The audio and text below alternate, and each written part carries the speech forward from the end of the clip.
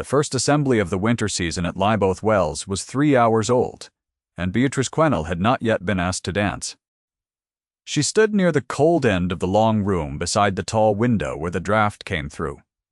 Holding a glass of negus she did not want so that her hands would have something honest to do. Wall. The candles down the center of the hall threw their warmth toward the dancers and left her in the gray of the window light. She had chosen the spot herself.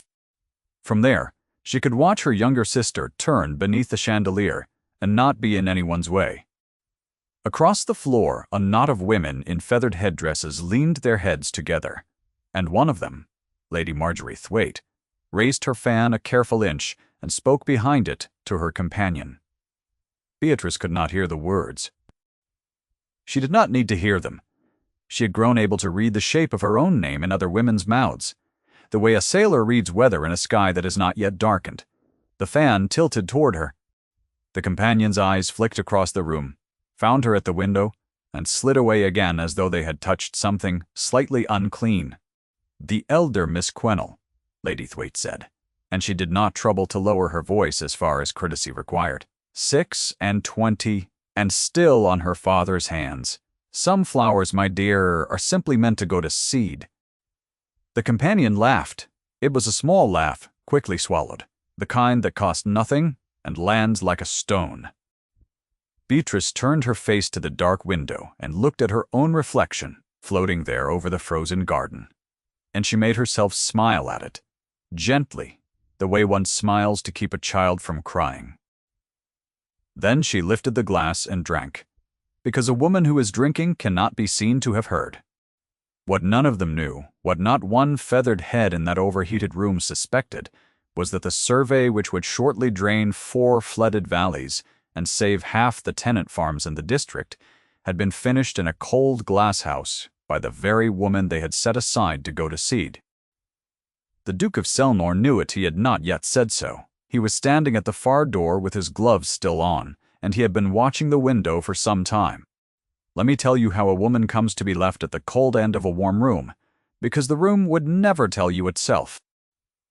Beatrice was the eldest of 3 daughters of Edmund Quennell, a gentleman of small fortune and large enthusiasms, whose estate at Harrogate Spinney consisted of a damp house, a great deal of unprofitable clay, and a glass house he had built in the year of her birth, and loved better than the house.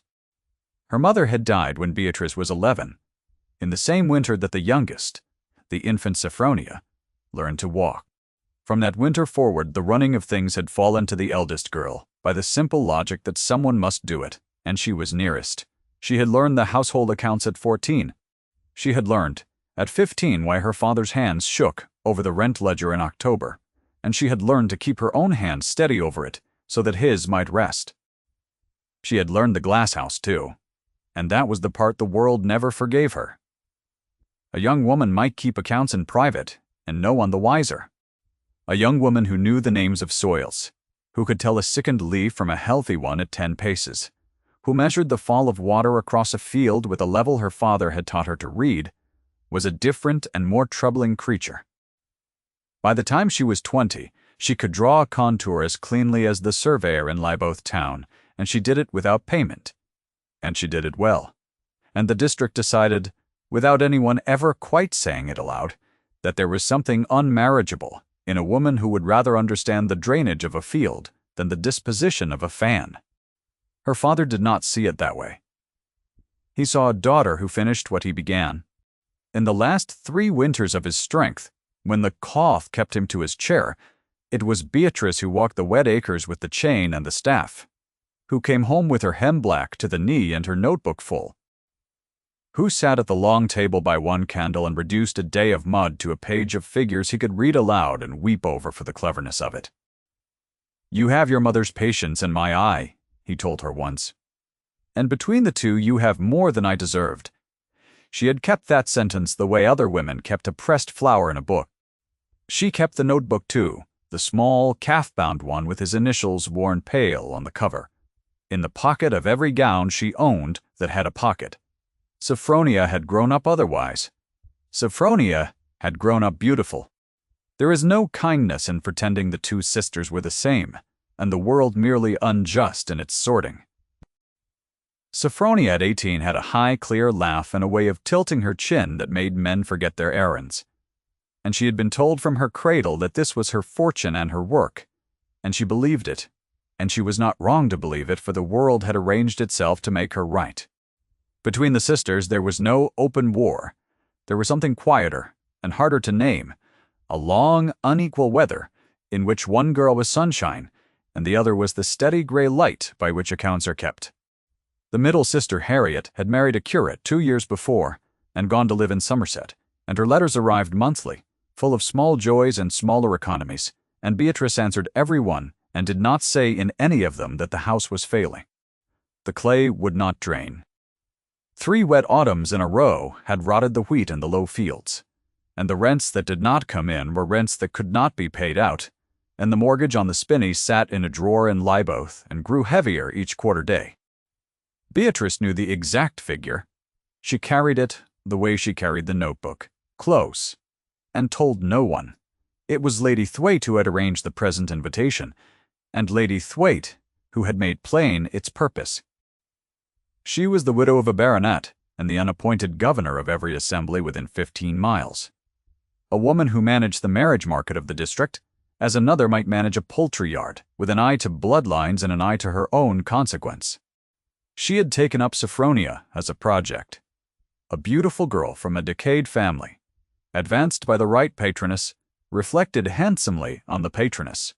The Duke of Selmore had lately come into the neighborhood, a widower of 37, with a great estate at Caldmore and no heir, and Lady Thwaite had decided, as one decides where to plant a hedge, that Sophronia Quennell should have him. "You will bring the elder girl as well." "Naturally," she had said to the sister's aunt, who chaperoned them now, in a tone that turned the words into their opposite. "She must not be made to feel a burden.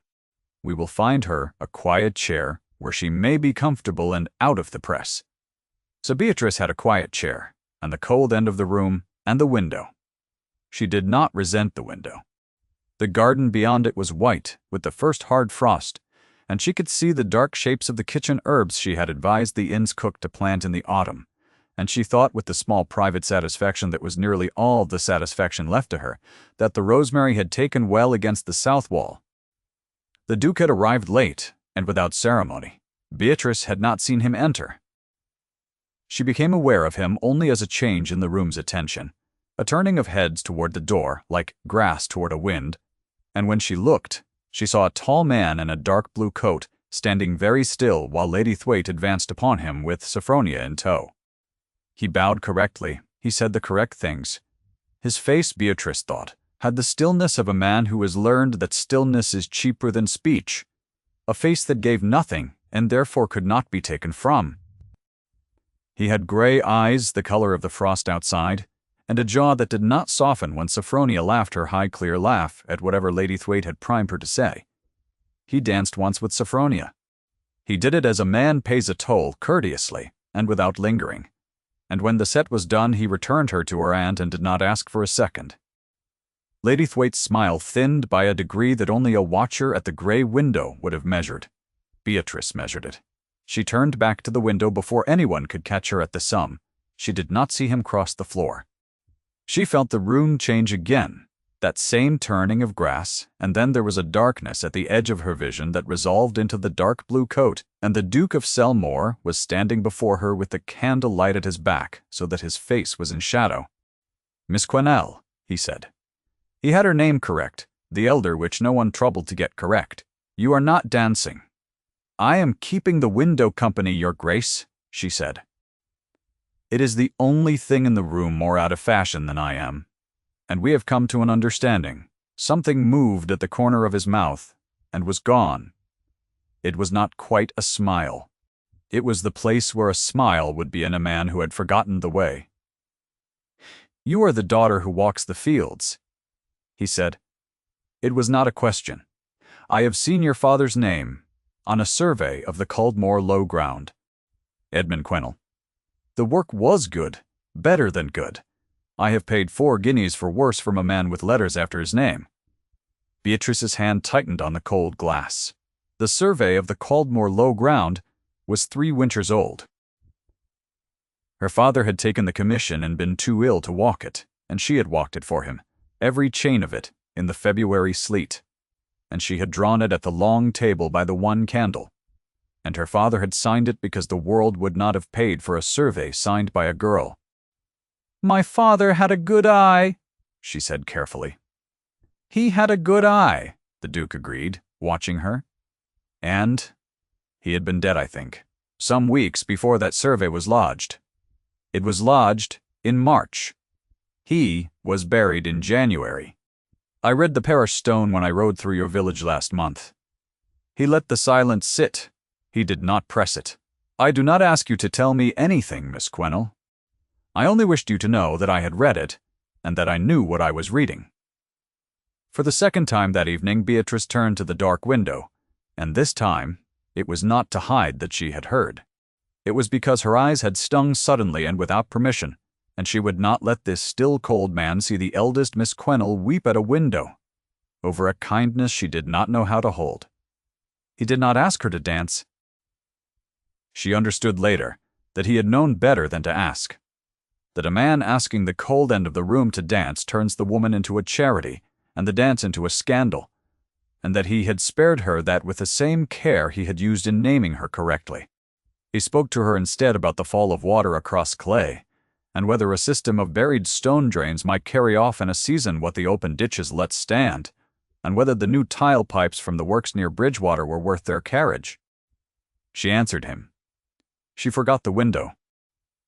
She forgot the feathered heads and Lady Thwaite's fan, and for the length of one quiet quarter of an hour, she was not a spinster at a ball, but a person whose mind was being asked a real question by someone who wanted the true answer. Then Lady Thwaite arrived, with Sophronia, and the quarter of an hour ended. "Your Grace," Lady Thwaite said, "I see my poor Miss Quennell has been entertaining you with her little muddy enthusiasms. You must forgive her. She has been allowed to run quite wild among the turnips, the dear plain thing, and she forgets the gentlemen do not come to an assembly to discuss ditches." She laid a hand on Sophronia's arm. 1. Now here is conversation more suited to the evening. It was the first of the 3 times, though Beatrice did not yet know to count them. The plain thing allowed to run wild among the turnips, said in the open, in a public room, with a smile, so that to object would be to make a scene, and to make a scene would be to prove the slander. The Duke's face did not change. He bowed to Lady Thwaite. He bowed more slightly to Sophronia. Then he turned back to Beatrice, and in front of all of them he said, "Miss Quennell, I am obliged to you. You have told me in a quarter of an hour what my steward has failed to tell me in a year." He bowed to her last and lowest of the 3, and he left the assembly. The room had seen it. The room did not know what to make of it. Lady Thwaite knew exactly what to make of it, and Beatrice, watching the older woman's mouth set into a new and harder line, understood that she had, without lifting a finger, acquired an enemy. She paid for the quarter of an hour within the week. It began as these things begin, in the soft country of hint and omission. The subscription ball at the Lyboth Rooms, for which the Quennell aunt had paid the family's guinea in good time, somehow had no place for the elder Miss Quennell when the list was read. An error, the master of ceremonies murmured, much embarrassed. Her name had been struck through. He could not say by whose hand the aunt was wounded. Sophronia was distressed in the pretty way she had, and said it was too cruel, and meant it, for there was no malice in Sophronia, only the soft incuriosity of a girl who has never had to look at the machinery that lifted her. Beatrice said it did not signify. She stayed home, and walked the wet south field in the dusk with the chain and the staff, and came back with a page of figures, and slept better than she had in a month. It went on. A remark repeated to her by a kindly neighbor who thought she ought to know that Lady Thwaite had been telling the district how the elder Quennell girl had thrown herself at the Duke at the assembly, had cornered him at a window and talked his ear off about drains, until the poor man could not in courtesy escape. That was the second voicing, and it came, as such things come, third hand, carried into her own kitchen by a well-meaning mouth, so that the wound arrived, without a face to answer. The plain one threw herself at him.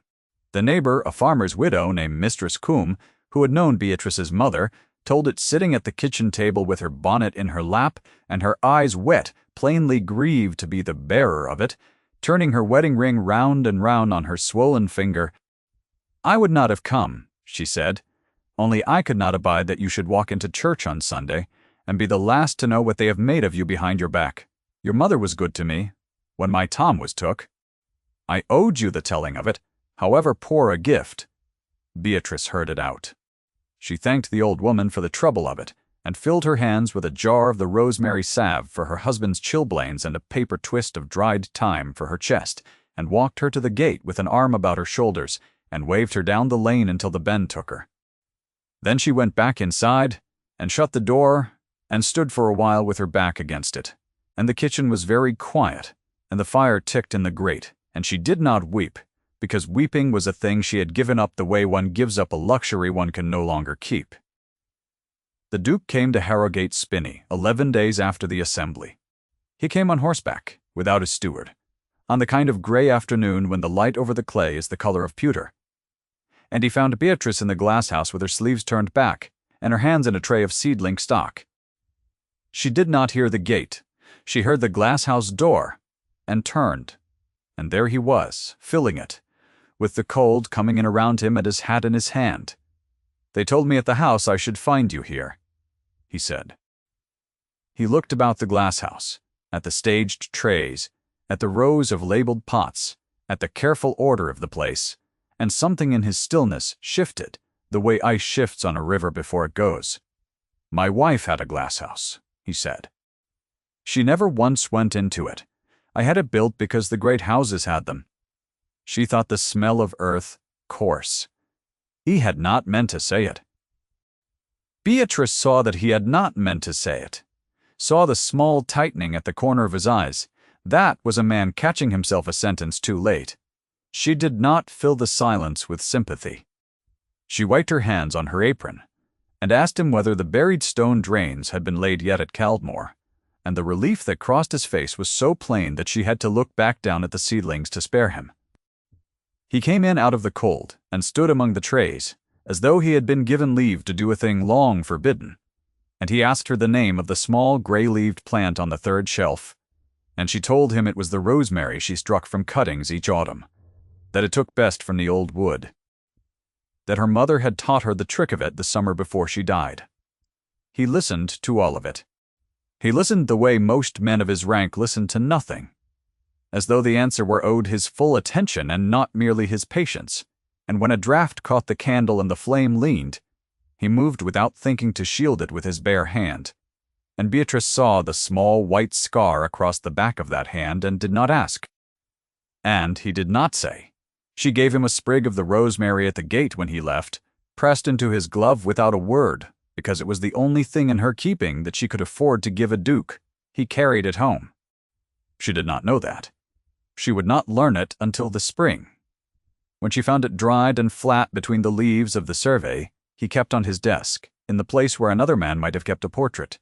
He came again. He came over that grey month, often enough that the district began to count his visits, and to talk.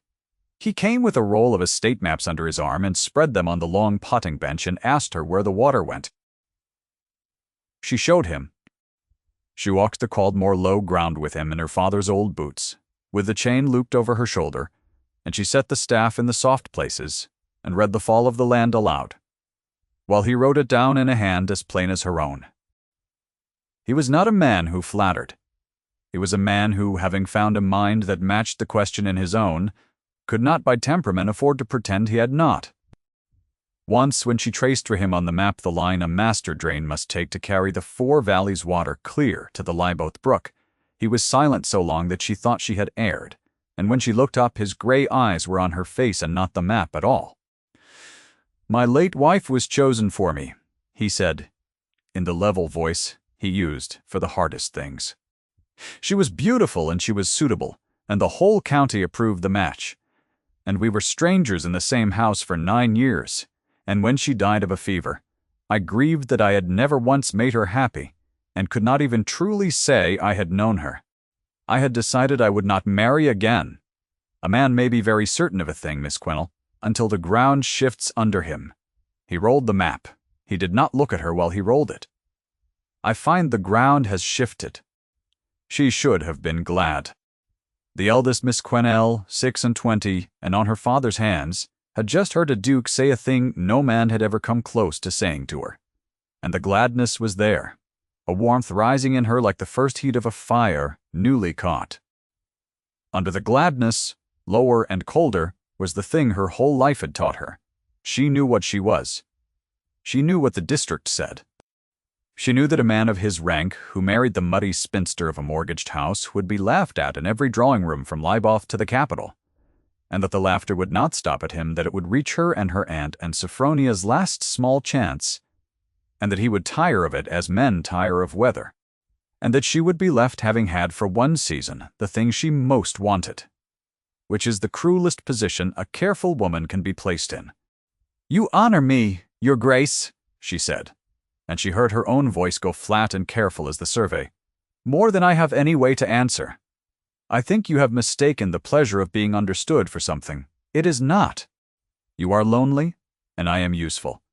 And those two things have stood close together for a month, and begun to look like a third thing, that they are not.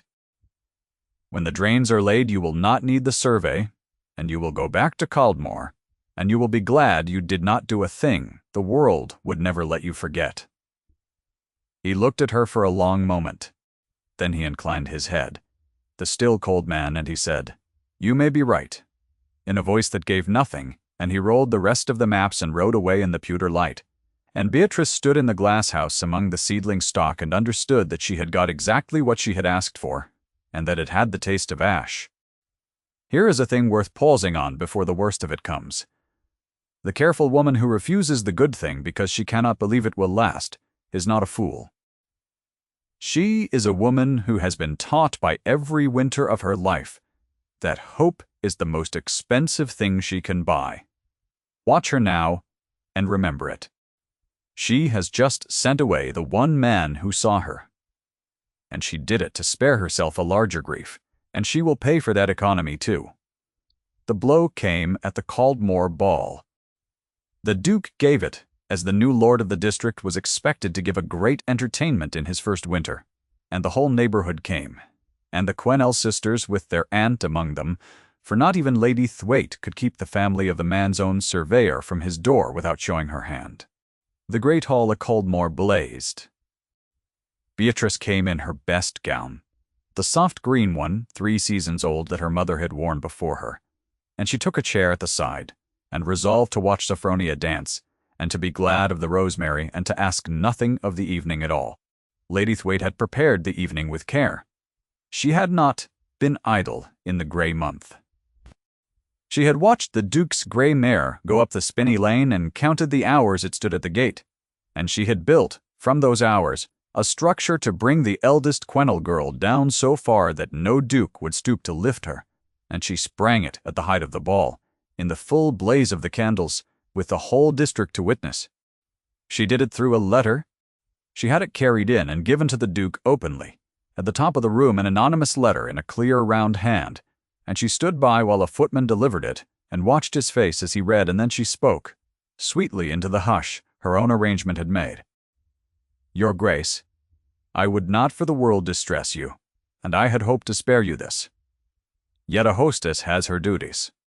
It is being said, and I fear with cause, that the person who has been advising you on your drainage has been doing the same for half the district these 3 years, for money, in secret like any tradesman's clerk, and dressing the trade up as a dead father's name to cover the indelicacy of it. A lady does not take coin for the work of her hands. I leave it to your Grace whether a woman who has sold her surveys about the country like a peddler's almanac is a fit person to be received in this house, let alone consulted as you have been pleased to consult her." She turned, and the whole bright room turned with her, toward the side chair and the soft green gown. "Stand up, Miss Quennell, and tell the company plainly. Have you, or have you not, taken money for your little maps?" It was the third voicing, and it was the cruelest, for it was true in its facts and a lie in its whole. She had taken money. A few small sums, A guinea here for a neighbor's field, 2 for the parson's glebe, every penny of it gone straight into the drawer and lie both against the mortgage, work done in secret because a woman could not do it in the open, the dead father's name borrowed because the work could not be sold without it. Every fact was a true fact. Together, they made a thing that was not true at all, a grasping, indelicate, fallen thing. And Beatrice sat in the silence and felt the whole room arrange that thing over her, like a sheet over the dead, and she could not for her life think of a single sentence that would unmake it, because to deny the facts was to lie, and to admit them was to confirm the slander. She stood because to stay seated was its own confession. She found that her hands were perfectly steady, which surprised her. She heard herself say, in the flat, careful voice, "I have done the work, Lady Thwaite. The facts are as you have set them out." And she heard the room exhale its small, swallowed laugh, the laugh of the assembly window grown to fill a hall, and she understood that she was ruined, quietly and completely, and that her ruin would reach back along the lane to the mortgaged house, and the aunt and Sophronia, and the rosemary against the south wall, and that there was nothing that she could do. She made her curtsy to the room. She would not run. The eldest Miss Quesnel had been many things the district despised, and a coward was not among them, and she would walk the length of that bright hall and out into the cold with her head level, if it cost her the last of her strength to do it. She gathered her shawl. She took the first step. The Duke of Selmore crossed the room. He did not hurry. The still cold man came down the length of his own hall in the blaze of his own candles at a walk, and the room parted for him because rooms always parted for him, and the only sound was the sound of his boots on the stone and the small dry crackle of the letter, as he folded it once, twice, and held it loosely in his hand as a thing of no account. He came to a stop in front of Beatrice, between her and the door, so that to leave she would have had to go around him, and he turned, not to her, but to the room. "You have all heard Lady Thwaite," he said. The level voice carried to the cold end of the hall, without his raising it at all. "Now you will hear me." He lifted the folded letter. "This says that a woman of this district has done the work of a surveyor, in secret, for small coin under her dead father's name. Every word of that is true. I will add the words Lady Thwaite has left out." He turned his head and found Beatrice's face, and held it.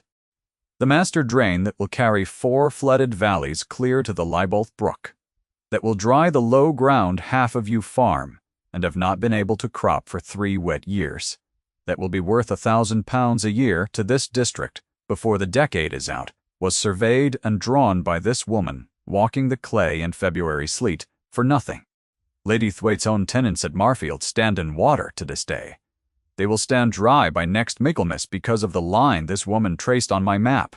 You may call her a tradesman if it comforts you. I call her the best mind for land between here and the capital, and I have crossed this room to say so before I say the rest." He turned fully to Beatrice then, and the great bright hall was as silent as the frozen garden, and he spoke the words he had not spoken at the assembly, and had not spoken in the glass house, and had let no foreshadowing spoil. "Beatrice, marry me, and let them laugh." It was the first time he had used her given name, and he had saved it, the way she saved the notebook. For the one moment, it would carry the most weight, and when he said it, the careful structure of a lifetime came down in her all at once. He held out his hand. He did not seize hers. He held his own out, open, in the blaze of the candles, and left the choosing to her, which was the whole of the difference between this man and every verdict the world had ever passed on her. She looked at the open hand. She looked at his still face, which was not still now, which had, at the corner of the eyes and the corner of the mouth, the unguarded thing he had spent 9 married years and 1 widowed, one never showing to anyone. She thought of the drawer in Libolth, and the mortgage growing heavy in it. She thought of her father's voice. "You have your mother's patience, and my eye." She thought, last and quietest, that she had spent her whole life refusing to buy hope because it was too expensive, and that here was a man holding it out to her for free, in front of everyone, and asking nothing in return except that she stop being afraid of it. She put her hand in his. The room did not laugh. That was the thing none of them had expected. Least of all Lady Thwaite, who stood at the top of her engineered evening with her arrangement come apart in her hands, and her own flooded tenants made suddenly into the proof of the woman she had meant to ruin. A room is a kind of animal, and it had come that night to watch a plain spinster brought low, and instead it had watched a duke cross his own hall and name her the best mind in the county. And the animal turned as such animals turn, and found that it had admired her all along. Someone near the musicians began to applaud. It was taken up. It ran the length of the bright hall and reached the cold end and filled it, and Beatrice stood in the middle of it with her raw working hand inside the duke's gloved one, and did not quite know how to hold so much. Lady Thwaite did not crumble into ruin. The world of an assembly does not destroy its antagonists. It corrects them. She stood very straight, while the applause ran past her, and into her face came not malice now, but the particular stricken understanding of a person who has played her whole hand on a reading of the room, and discovered the room reads otherwise. Her arrangement had not merely failed, it had handed the Duke the stage from which to do the one thing she had built the entire evening to prevent. She inclined her head, a small stiff motion, first to the Duke, and then more slowly and more costingly to Beatrice, and in the inclination was the whole of her humbling, public and sufficient, and not 1 degree more than her overreach had earned. Within the season she would be calling the new Duchess of Selmore a clever creature, and claiming to anyone who would listen to have seen her quality from the first. The district would let her. The district is merciful to those it no longer fears. Sophronia came through the press before her aunt could stop her, and put her arms around her sister in front of everyone, and into Beatrice's ear. Under the noise, she said the truest thing she had ever said, which was, "I never once saw you. I am so ashamed that I never once saw you." Beatrice held the bright, beautiful girl, who had been her family's whole hope, and felt the long, unequal weather between them break at last, the way a hard frost breaks into a thaw, and she said, "You are seeing me now. That is enough. That has always been all I wanted. It was the plainest exchange in the room, and the one that mattered most, and no one but the two of them ever knew it had happened. The drains were laid that spring." Beatrice walked the Culdmarlow ground in March, with the chain over her shoulder and her husband beside her with the maps, and they set the line of the master drain together, and through the summer the buried stone carried off the standing water that had rotted 3 years of wheat, and by the following Michaelmas the low fields were dry enough to crop dull. And Lady Thwaite's tenants at Marfield, who had stood in water, stood dry and brought in a harvest, and did not know or much care to whom they owed it. The £1,000 a year came in time, as she had said it would. The mortgage on Harrogate Spinney was paid before the second winter, and the damp house was made sound, the glass house her father had loved. Better than the house was rebuilt with new glass and a stove, and Beatrice kept it herself and went into it every day, and the smell of earth was never once called coarse beneath that roof. They were married quietly in the village church where her father lay, with the parish stone he had been buried under visible through the open door, and Harriet came up from Somerset with her curate, and Sophronia stood as her sister's only attendant in a gown she had not been allowed to outshine. There was no great wedding in the capital. The Duke had had a great suitable wedding once with the whole county approving, and had been a stranger in his own house for 9 years after it, and he wanted none of that again. He wanted the church where her father lay, the woman who had walked the clay, and he said as much, once, plainly, and never needed to say it again. If you have stayed with Beatrice this long through the cold end of the room and the letter and the crossing of the hall, then perhaps you will keep one small image of her, the one she would have chosen herself. It was a winter evening at Coldmoor, the first of her marriage, and the snow had come down soft over the low ground, that her line would dry in spring, and the great house was warm with fires in every grate. The Duke had fallen asleep over a book of agricultural reports in the chair by the library hearth, the still cold face gone soft and young with sleep, and Beatrice sat across from him with her father's small calf-bound notebook open on her knee, the worn initials catching the firelight. She was not reading it. She knew every figure in it by heart. She held it the way she had always held it, close, in the pocket of every gown that had a pocket, and she turned it once in her raw, clever hands and looked at the man asleep in the chair across the warm room, the man who had read the survey and known what he was reading, who had crossed a bright hall full of people to put the choosing in her open hand. Outside the window, the snow came down over the valleys she had measured. Inside, the fire settled, and the notebook lay light against her palm, and the eldest Miss Quennell, who had been left at the cold end of so many rooms, sat at last in the warm middle of one, and was seen,